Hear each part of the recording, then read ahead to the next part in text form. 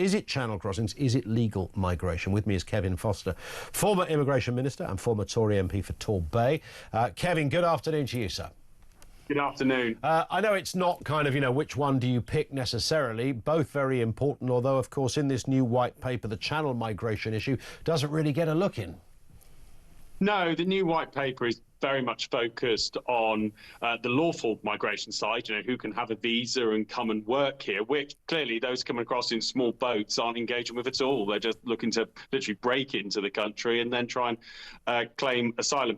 There's some comments in it around things like redefining the Article 8 right to a family life and how that's interpreted under the ECHR. Well, I'll wish them good luck with that, given some of the decisions we've seen from the judiciary recently, the infamous chicken nuggets case, for example. But this isn't going to directly affect small boats issues at all. It might make it slightly longer for some people to get permanent residence, but that's a pretty minor point. Of course, one of the uncomfortable issues, I suppose, for your party, and I don't know whether you're still a member of the Conservative Party, you were very loyal at the time, you served under Johnson, you served under Liz Truss, of course, is that people will always point the finger and go, well, hang on a second, Boris Johnson was, truth be known, was quite open to immigration and nothing happened under the Conservatives, particularly with channel migration, Kevin. Well, I wouldn't say nothing happened. I remember us drawing up the Rwanda plan. I can also remember us bringing in changes, for example, to have scientific age assessment tests for those claiming to be children, because we've all seen examples of people who are probably as old as I am trying to lie that they're under 18 and trying to game the system. So, and by the way, that's a requirement Labour's now about to remove for all the rhetoric we had yesterday. And legal migration went to a level, particularly the skilled worker system in the back end of our administration under Rishi Sunak. We saw very high numbers of people applying. Boris in 2022 had the issue of Ukraine, which I think there's very few people who said we shouldn't have taken Ukrainians into the UK. But I think where people are angry is seeing that the care worker system was clearly abused, certainly in 2023, when we had more dependents than actual workers arriving, and the ongoing situation in the Channel. Because at the end of the day, if you can't enforce an immigration system, then whatever rules you have, people are still going to end up being here. When you were working in that department, I know you were Minister for, I think, Safe and Legal Migration is the official title, if I'm correct. But nonetheless, did anybody ever come into the Home Office or any of the ministries and say, I've got a great idea, Rwanda, yep, have a think about that, but this is how you solve it? Was there... I mean, I'm sure I remember talking to, I can say it now, the permanent secretary at the Home Office, and he was saying, we're at this all day trying to solve the problem. Bit of an issue with the French, I'm paraphrasing here, but he said it's not like we don't talk about it. But it does seem extraordinary that it's beyond the wit of mankind to stop tens of thousands of people rowing a boat across the Channel and just coming here to live. Well, I'll tell you who we did have come in with some great ideas was the Greek immigration minister and also the representative of the Australian government. Two countries that had faced very similar issues, in Greece's case back in 2016, in Australia's case about 10, 15 years ago. And what they always said was there's no one magic bullet solution to this. So it's not just about, for example, Rwanda, but you need a solution of where you're going to send people who, for example, which warlord are you going to talk to about a return to Syria? Well, OK, you can't. So therefore, you need a third country solution, hence Rwanda, but also how you change your processing system, how you make sure that decisions are appeal-proof, things like accommodation centres, which can be used to actually speed up processing as well. Greece has done a lot of work on that. So there was certainly work going on. I remember, the brickbats I took for suggesting a large accommodation centre, again, to help process people through quickly. And of course, the quicker you can process, the quicker you can look at getting people on a plane, which is one of the absolute acid test of any of this is going to be, can you actually remove people from the country? And I think that's where there hasn't been the sort of engagement by the government, or even you could say the Conservative leadership as well, with what needs to be done around the ECHR. But, of course, you have seen comments like that, for example, from Rob Jenrick and Nigel Farage. Yeah, indeed. Is that inevitably the way this will go? I mean, it certainly won't go this way under Labour, will it? Labour's curious plan on channel migration, Kevin, is this platitude, frankly, of smash the gangs. I mean, you know, we all know the gangs, it's already existingly in law in France, Belgium, Northern Europe, across in the UK. If you are somebody who does that for a living, you're already breaking the law, and various intelligence departments and police forces are looking for you. It's not that, it's the actual stopping physically of thousands of people, possibly 700 yesterday alone, from coming here. We don't seem to have the technology. We've got technology to do all sorts of things. You know, we can fly rockets into space, which can now reverse themselves back down again. Katy Perry can even go in one if she fancies, if she's got the money. A fellow we were talking about earlier put a tracking device on his Range Rover and tracked it to Tanzania. You know, all of this stuff. Can't stop a boat. That seems extraordinary. Well, smash the gangs was a slogan for opposition. It wasn't a strategy for government. Yes, law enforcement's part of this, but it's not the be-all and end-all. And the core of this is you need to have an answer to what are you going to do with someone who has come from a safe and democratic country, France. You know, there's no war in France that people are needing to flee from. To choose to claim asylum here instead. What do you do with them if France refuses to accept return? I think, you know, President Macron has made very clear many, many times he's not going to just take migrants back. And by the way, that would solve the issue tomorrow morning, but he isn't.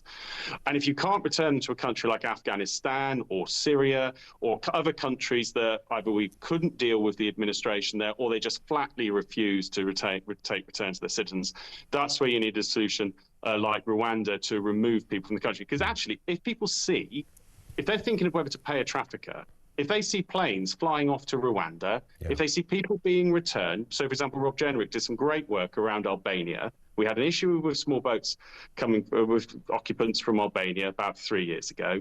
Deal done with Albania, you can process, quickly deal with them and get them back on flights to Albania. Guess what? Hardly anyone arrives in a small boat from Albania anymore. That's true, but wasn't the problem with Rwanda that it wasn't as if you were going to arrive in Dover on a boat and then be taken to Heathrow and put on a plane to Rwanda?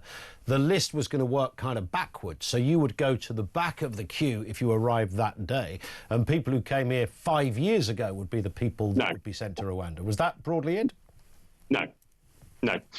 One of the people who actually worked on it initially, the initial idea would be that it wouldn't just be people who'd been, you know, at the end of this process, but actually part of the thing was to work on, you know, what we call the flow, not just the stock, i.e. backlog of decisions, but actually on the flow would be to transfer people to Rwanda who'd made an asylum and claimed they had a protection need. And therefore, Rwanda would say as a safe country that it could meet that and deal with it. And by the way, you know, Rwanda is an expert in refugee resettlement. You know, they work with the UNHCR on this as well. So it wasn't just a random country picked.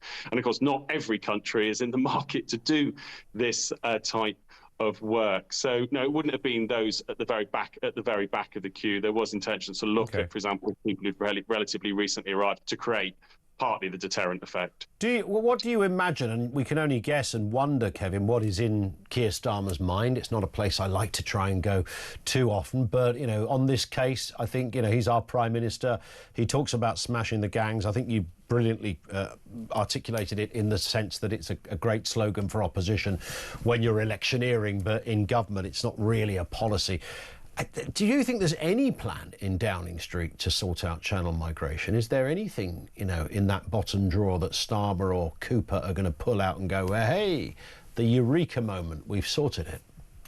Well, I don't think there's ever going to be a eureka moment on this. There's not just one thing that can solve it. And, you know, any of the parties trying to fight who thinks that's where they're going to go, they're just going to end up with another slogan if people try that.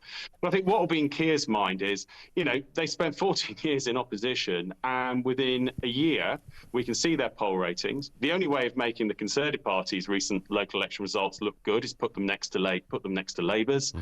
And he's now having to do things that I can't imagine too many Labour MPs a year ago, if you'd played them the speech he gave yesterday, would have guessed that that would be being given by Keir Starmer within a year in becoming Prime Minister. They'd have said it was a Tory or it was Farage. That's what they would have said. And I think that's what's going to be. There are solutions there. Greece has shown it. Australia, by the way, Australian Labour have effectively adopted the plans that the Australian coalition, the equivalent of the Conservative Party, implemented around stopping boats arriving in Australia. There are solutions there, but it's whether he actually wants to pick them up. And, there's no slogan, there's no prosecution that's going to deal with that. And that is going to involve some difficult discussions and probably accepting, things like a third country agreement, potentially reviving something like Rwanda. The reform position, or certainly it was up until recently, I know Richard Tice came on the show and explained to us there is actually nautical law, or certainly, in fact, I think he said it was international law, that does literally allow you to turn boats back. He says nobody's talking about it, but it exists. That must have crossed your desk or a colleague's desk at some point. If such a law is there, then that would have surely come up at a meeting at some point. Yeah, there's a range of law of the sea. One of the key ones is, of course, you can't just leave someone to drown in the middle of the sea, and that, of course, then obliges ships nearby to come to the help, which is some of what is the issue, part of the issue here. And none of us would see that as the solution. But for example, our territorial waters are next door to each other. There isn't a gap in the way perhaps there was between Australia. There is between Australia and Indonesia. And yes, we did look at numerous options for tactics in the channel itself. But, you're talking about the world's most congested shipping lane. You're talking small, flimsy boats, which are not particularly rugged. And the prospect, we did have incidents of people literally dangling toddlers over the side of these boats. This is a pretty ruthless trade. These aren't people who are just going to sit there whilst you quietly tow them back to France. That just isn't going to happen. You need to be prepared for all eventualities. It was looked at, but ultimately you've still got people in the sea. What do you do if France specifically ruled out us operating in their waters? Because actually the best place to do a pushback would be right by the French beach, of course, and before they enter into deep waters. So it did enter our mind. We did look at it, but there's a lot of very practical reasons why it would be very difficult, near impossible to do. Whereas things like being able to get people out, returns, people seeing planes departing would have the effect you were looking for. Listen, Kevin, very thorough stuff. Great to have you on, sir. Thank you. Kevin Foster, former immigration minister.